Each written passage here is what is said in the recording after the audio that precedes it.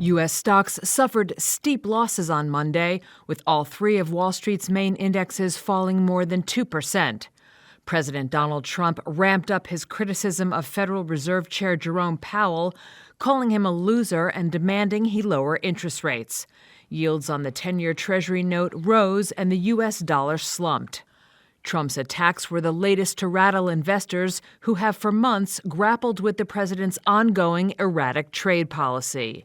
Brian Krauez is president and lead portfolio manager at Scharf Investments. It's a very, very chaotic situation for investors. It's hard as a professional even to sort of manage money through it. What I would tell, individual investors is you can't just hide in cash, because actually U.S. cash is the thing that's potentially under attack. And so you've got to stay invested, but you want to be diversified. Among individual stocks, AI heavyweight NVIDIA dropped 4.5% after Reuters reported that Huawei Technologies plan to begin mass shipments of an advanced AI chip to customers in China as early as next month. Shares of Tesla dropped roughly 6% a day ahead of its first quarter earnings results, and after Reuters reported that the production launch of its stripped-down version of the Model Y was delayed. Other notable earnings this week include fellow Magnificent Seven member Alphabet, along with high-profile industrials Boeing and 3M.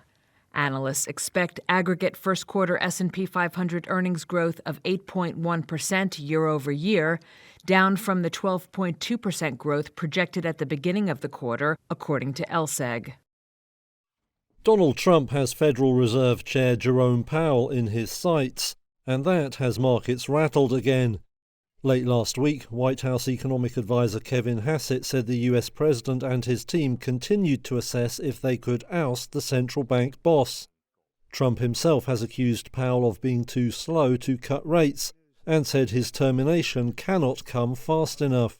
And if we had a Fed chairman that understood what he was doing, interest rates would be coming down too. On Monday, the dollar fell to a new 3-year low against the euro and a decade low versus the Swiss franc. Many stock markets were shut for Easter holidays, but in Japan the Nikkei index was down around 1% by lunchtime.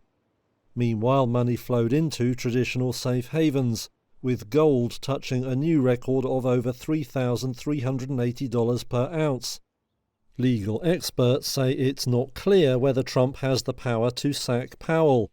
A case now at the Supreme Court over the firing of 2 federal Labor Board members is being closely watched to see what precedent it sets.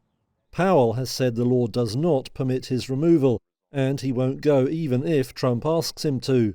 So our independence is a matter of law. He has said he is determined to serve to the end of his term in May next year. Investors are concerned that political pressure on the Fed could undermine its credibility just as it faces some tough decisions. Powell has said Trump's sweeping global tariffs are likely to raise inflation and slow growth, leaving the bank with a tough call on interest rates. These threats of firing Jay Powell are really concerning to investors for a number of reasons. One of the things is you already have real big policy uncertainty from tariffs, and tariffs are really an undoing of the world order, where the U.S. had massive trade deficits and massive inflows of capital. So tariffs already are sort of throwing everybody for a loop. And then threats of firing Jay Powell is another massive change. As a potential foreign investor in U.S. bonds, you're looking for the safety and security of the U.S. dollar. If politics starts getting into monetary policy, you now, as a foreign investor, even a U.S. domestic investor, can't necessarily trust that your interest as a bondholder will be respected. And so that's a potential risk for the dollar and a potential risk for interest rates. All of this feeds into fears within the stock market as well, because everything levers off of the U.S. Treasury. You're seeing rates tick up here, even with a risk-off market. So this is a really big problem. Hopefully it's just noise. I think most investors are assuming Jay Powell will fill out his term, but it's clearly upping the potential risk for investors in U.S. assets, both stocks and bonds.